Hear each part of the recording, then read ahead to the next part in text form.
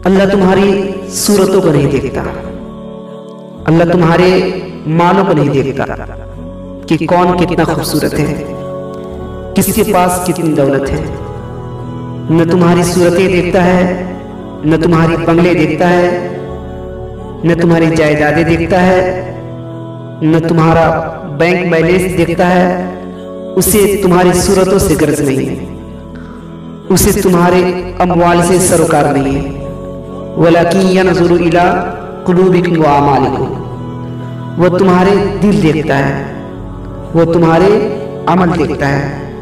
तुम्हारे कपड़े फटे पुराने झोपड़े में रहते हो लेकिन अमल खूबसूरत है। तुम्हारा दिल कल्ब सलीम है, उस दिल में अल्लाह की मोहब्बत, अल्लाह का प्यार रखा है, अल्लाह जल्ल शानहू की महबूब का प्यार रखा है, तो वो दिल खूबसूरत है। तो तुम्हारे लिबास फटे पुराने क्यों ना हो, तुम्हारे रहने की जगह इंतहाई ना आसूदा क्यों ना हो, लेकिन तुम्हारा दिल अच्छा है, तुम्हारे अमल अच्छे हैं, तो तुम्हारे रब को ये पसंद है। तो तक़वे का मरकज़ तुम्हारा कल्ब है, तुम्हारा दिल है। तो दिल की पाकीज़गी, दिल की सफाई, दिल की सुथराई, ये अल्लाह जल्ल शानहू को महबूब है।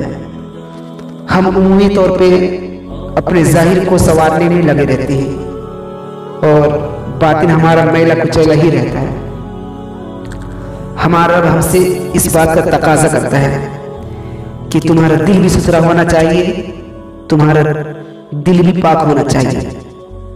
तो असल तो पाकीज़गी, तहारत, सफाई कल्ब की है। तो इसलिए अल्लाह जल्ल शानहू ने मोमिनीन के कुलूब की पाकीज़गी, तहारत और सफाई का तकाजा अहले ईमान से किया है।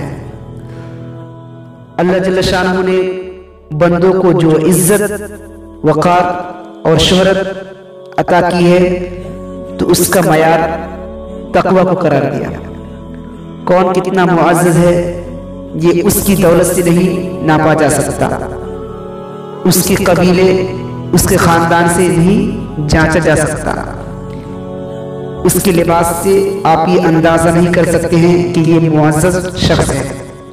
किसी शख्स का किसी कौम से ताल्लुक़ है, वो उसकी इज्जत का ज़र्फ़ नहीं है।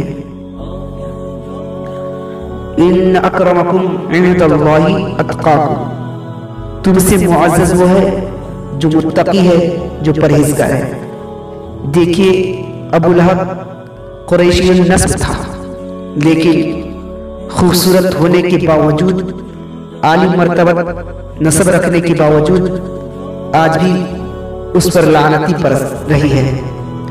और बिलाल हबशी रज़ी अल्लाह ताला अन्हु रंग के काले थे और नस्बन गुलाम थे, लेकिन तक़वे की दौलत ने, ईमान की दौलत ने उनको उस मकाम पे खड़ा कर दिया कि वो हाशिमियुन नस्ब शख्स तक़वे और ईमान की अदमियत की वजह से उनके कदमों से लगी हुई धूल तक भी न पहुंच सका, और वो इज्जतों के उस सर्फ को हासिल करते हैं जो उन्हीं का मकसूद है।